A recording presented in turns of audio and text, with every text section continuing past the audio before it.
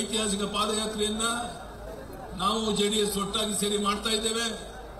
ನಮ್ಮ BJP JDS ಸಂಬಂಧ ಇದೊಂದು ಶಾಶ್ವತವಾದಂತಹ ಸಂಬಂಧ. ಮುಂದೆ ಬರುವಂತಹ ಚುನಾವಣೆಗಳಲ್ಲಿ 150ಕ್ಕೂ ಹೆಚ್ಚು ಸೀಟನ್ನು ಗೆಲ್ಲೋದ್ರ ಮೂಲಕ ಕರ್ನಾಟಕ ರಾಜ್ಯದಲ್ಲಿ ಬಿಜೆಪಿ ಜೆಡಿಎಸ್ ಸರ್ಕಾರ ರಚನೆ ಮಾಡುವಂತದ್ದು ನಿಶ್ಚಿತ. ಅದಕ್ಕೆ ಜನರ ಸಂಪೂರ್ಣ ಆಶೀರ್ವಾದ ಬೇಕು ಅಂತ ಹೇಳ್ತೇನೆ.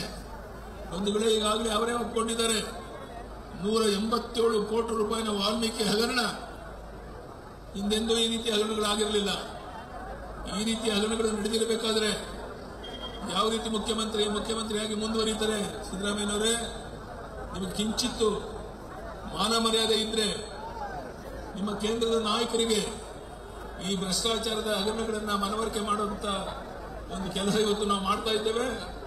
ಈಗಲಾದರೂ ಕಾಂಗ್ರೆಸ್ ವರಿಷ್ಠ ನಾಯಕರು ಮುಖ್ಯಮಂತ್ರಿಯಿಂದ ರಾಜೀನಾಮೆ ಪಡೆದು ಅಧಿಕಾರದಿಂದ ಅವರು ತೊಲಗುವಂತೆ ಮಾಡಬೇಕು.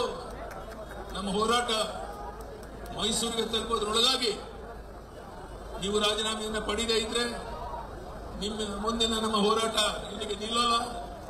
ನೀವು ರಾಜೀನಾಮೆ ಕೊಡೋವರೆಗೂ ಸಹ ಒಂದಲ್ಲ ಒಂದು ರೀತಿಯಲ್ಲಿ ರಾಜ್ಯದ ಉದ್ದಗಲಿಗೆ ಹೋರಾಟ ಮಾಡಿ ಈ ಸರ್ಕಾರವನ್ನು ಮನೆಗೆ ಕಳಿಸೋದು ನಿಶ್ಚಿತ.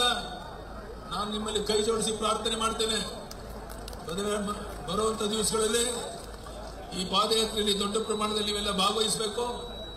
ವಿಶೇಷವಾಗಿ ನಮ್ಮ ಹೆಣ್ಣು ಮಕ್ಕಳು ಮನೆ ಬಿಟ್ಟು ಹೊರಗಡೆ ಬಂದು ಈ ಪಾದಯಾತ್ರೆಯಲ್ಲಿ ಭಾಗವಹಿಸೋದ್ರ ಮೂಲಕ ನಿಮ್ಮೆಲ್ಲರ ಸಹಕಾರವನ್ನು ನೀಡಬೇಕು ಅಂತ ಈ ಸಂದರ್ಭದಲ್ಲಿ ಕೈ ಜೋಡಿಸಿ ಪ್ರಾರ್ಥನೆ ಮಾಡಿ, ಇವತ್ತು ಇಷ್ಟು ದೊಡ್ಡ ಪ್ರಮಾಣದಲ್ಲಿ ತಾವೆಲ್ಲ ಸೇರಿ ಈ ಕಾರ್ಯಕ್ರಮ ಯಶಸ್ವಿ ಮಾಡಿದ್ದೀರಾ.